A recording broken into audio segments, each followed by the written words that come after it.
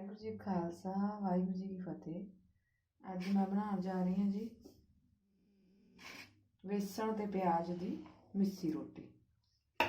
आप इन्ना कि बेसन ले लिया जी ते एक कौली आटा मिक्स करके विच इहदे स्वाद अनुसार आप सॉल्ट पा लेना जी।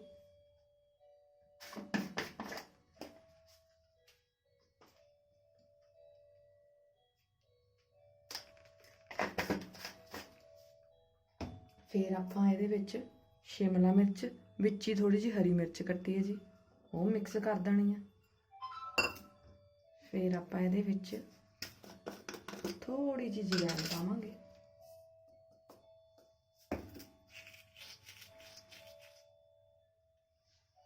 हेलो जी थोड़ी जी जवैन पा दो। फिर आप मिक्स करांगे अपने प्याज। इन्ना बरीक प्याज कट के पावोगे जी तो फिर रोटी बहुत वधिया बनूगी। जे थोड़ा जिहा मोटा रह जाऊगा प्याज तो रोटी थोड़ा जिहा टुटण का डर रहिंदा आ, तो इस करके थोड़ा जिहा बरीक ही रखियो प्याज जिहदे नाल कि रोटी वधिया बने। लो जी अपना प्याज ऐड हो गया तो हुण आपां इहदे विच पावांगे गरम मसाला थोड़ा जिहा।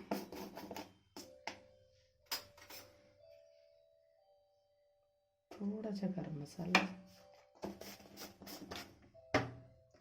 फिर आप पावांगे जी आ देखो जी एवरेस्ट का सब्जी मसाला है। ये ना टेस्ट थोड़ा जिहा वखरा हो जाता, तुसीं ट्राई जरूर करके देखियो। तो थोड़ा जिहा ही आप ये पावांगे। फिर आप जी पानी है कसूरी मेथी। लो जी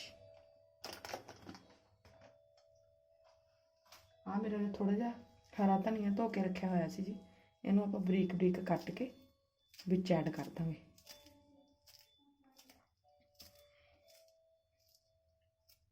जिहड़ा हरा धनिया जी इहदा स्वाद मैनू बहुत वधिया लगदा। तुहाडा मैनू पता नहीं भी तुहानू वधिया लगू कि ना लगू, तो जे तुसीं चाहो तो इहनू पा सकदे हो। जे तुहानू नहीं वधिया लगदा तो तुसीं इहनू छड्ड भी सकदे हो। ठीक है जी। हुण आपां इहनू सारियां चीज़ां नू चंगी तरह मिक्स कर लो। चंगी तरह मिक्स करके आटा गुन्न लाना है। आटा उदा ही गुन्नना जिद्दां आपां सिंपल रोटी का आटा गुन्नदे हैं, उदा ही आटा गुन्नना है।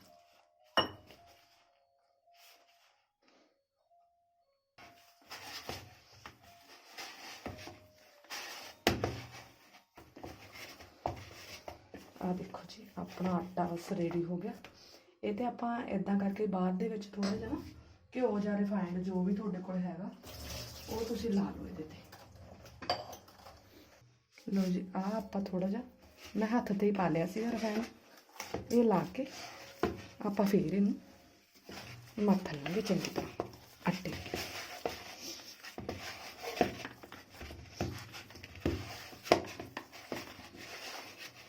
जिहड़ी आपां रोटी बनावांगे वो रोटी इहदी पौने ते रख के बनूगी।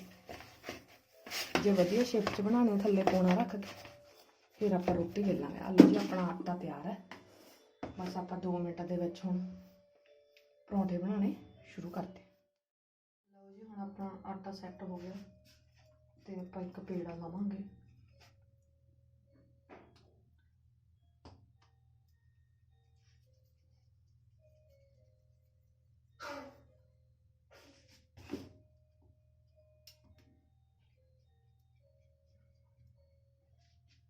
इदां आ पौना ले लेना जी, पौने के उत्थे रख के बेलियो। इहदे नाल रोटी की शेप बहुत सोहनी बनदी है।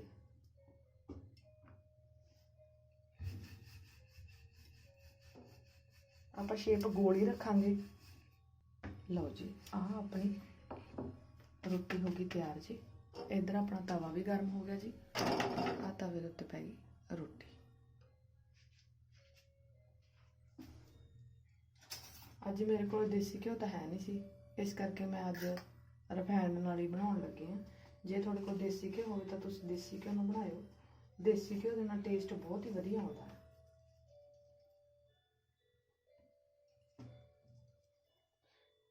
जिन्ना चिर अपनी पहली रोटी रड़दी है आपां दूजी ਤਿਆਰ ਕਰ ਲੈਂਦੇ ਹਾਂ।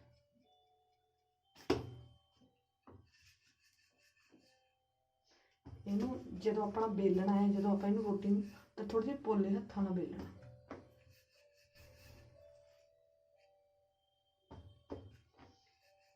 ਇੱਕ ਹੋਰ ਗੱਲ ਹੈਗੀ, ਜੇ ਆਪਾਂ ਨਿਰੇ ਬੇਸਣ ਦੀ ਬਣਾਉਂਦੇ ਆ ਉਹਦੇ ਨਾਲ ਥੋੜੀ ਜਿਹੀ ਰੋਟੀ ਜਿਹੜੀ ਹੈ ਉਹ ਸਖਤ ਬਣਦੀ ਹੈ। ਜੇ ਆਪਾਂ ਵਿੱਚ ਥੋੜਾ ਜਿਹਾ ਆਟਾ ਮਿਕਸ ਕਰ ਲੈਂਦੇ ਇਹਦੇ ਨਾਲ ਜਿਹੜੀ ਰੋਟੀ ਹੈ ਪੋਲੀ ਬਣ ਜਾਂਦੀ ਹੈ ਤੇ ਖਾਣ ਦੇ ਵਿੱਚ ਵੀ ਸੌਖਾ ਰਹਿੰਦਾ। ਹੁਣ ਜਿਵੇਂ ਆਪਣੇ ਘਰ 'ਚ ਬਜ਼ੁਰਗ ਹੁੰਦੇ ਆ, ਉਹਨਾਂ ਤੋਂ ਨਹੀਂ ਖਾਧੀ ਜਾਂਦੀ, ਇਸ ਕਰਕੇ ਥੋੜਾ ਜਿਹਾ ਆਟਾ ਮਿਕਸ ਕਰਕੇ ਇੱਦਾਂ ਵਧੀਆ ਬਣਦੀ ਹੈ, ਨਾਲੇ ਪੋਲੀ ਖਾਧੀ ਜਾਂਦੀ ਹੈ ਸਵਾਦ ਨਾਲ। ਆਪਾਂ ਇਹ 'ਤੇ ਹੁਣ ਰਿਫਾਈਂਡ ਲਾ ਦੇਣਾ ਜੀ। ਰਿਫਾਈਂਡ ਜਾਂ ਘਿਓ ਜੋ ਵੀ ਯੂਜ਼ ਕਰੋ ਉਹ ਪ੍ਰੋਪਰ ਲਾਇਓ ਵਧੀਆ ਢੰਗ ਨਾਲ, ਜਿਹਦੇ ਨਾਲ ਕਿ ਤੁਹਾਡੀ ਰੋਟੀ ਸੋਹਣੀ ਪੱਕੇ।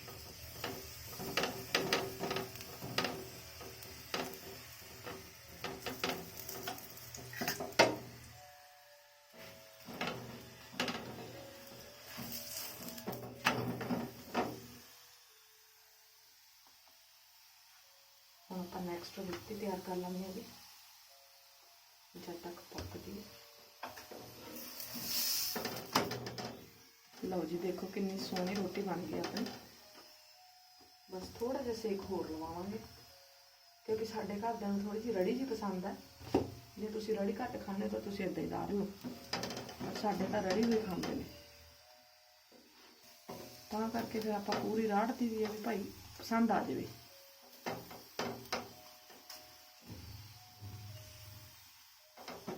ਲਓ ਜੀ, ਆਹ ਆਪਣੀ ਰੋਟੀ ਬਣ ਕੇ ਤਿਆਰ ਹੈ।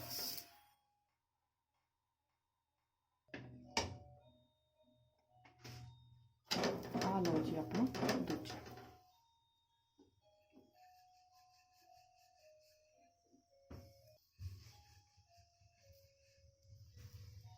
ਬਸ ਇਦਾਂ ਹੀ ਤੁਸੀਂ ਰੋਟੀ ਬਣਾ ਕੇ ਤਿਆਰ ਕਰ ਲੈਣੀ ਹੈ।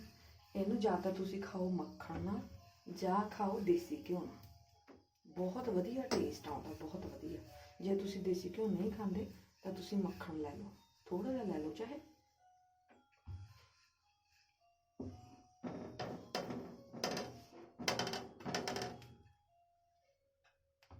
ਆਪਣੀ ਦੂਜੀ ਰੋਟੀ ਰੜ ਰਹੀ ਹੈ ਜੀ। ਬਸ ਇੰਨਾ ਹੈ ਕਿ ਜਿਹੜੀ ਇਹ ਆਟਾ ਮਿਕਸ ਕਰ ਲਿਆ, ਜਿਹਦੇ ਕਰਕੇ ਇਹ ਰੋਟੀ ਟੁੱਟਦੀ ਨਹੀਂ ਹੈਗੀ।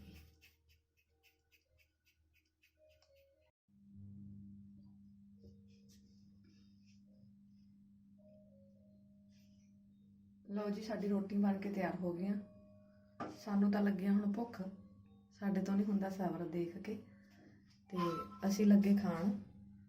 ਤੁਹਾਨੂੰ ਕਿੱਦਾਂ ਲੱਗੀ ਕਮੈਂਟ ਬਾਕਸ ਦੇ ਵਿੱਚ ਜ਼ਰੂਰ ਦੱਸਿਓ, ਤੇ ਟਰਾਈ ਵੀ ਜ਼ਰੂਰ ਕਰਿਓ ਜੇ ਤੁਹਾਨੂੰ ਰੈਸਪੀ ਵਧੀਆ ਲੱਗੀ ਹੋਵੇ ਤਾਂ।